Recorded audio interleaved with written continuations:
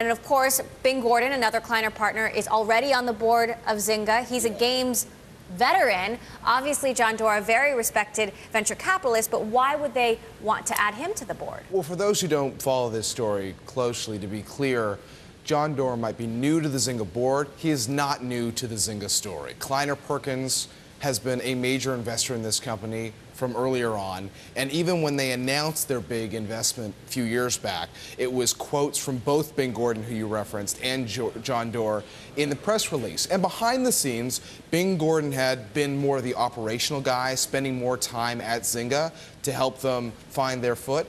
Jon Doerr, though, is so connected that he helped in a lot of other ways. You think about the relationship between Facebook and Zynga, and we know those two companies have now put a little distance between themselves, but at one point, a very close relationship.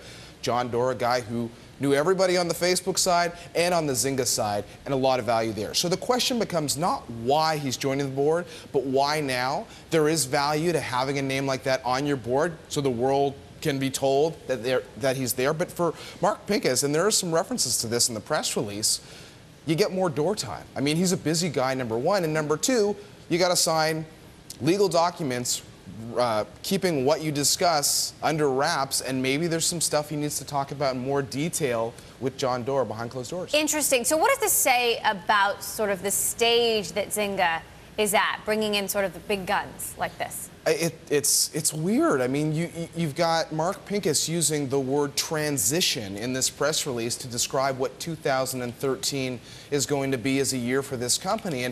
And to a certain extent, they have no choice. The financials have not met Wall Street's estimates. Here's a company that staff changes are happening every day. You highlighted the fact that they're moving into really what's a new business for them in online betting.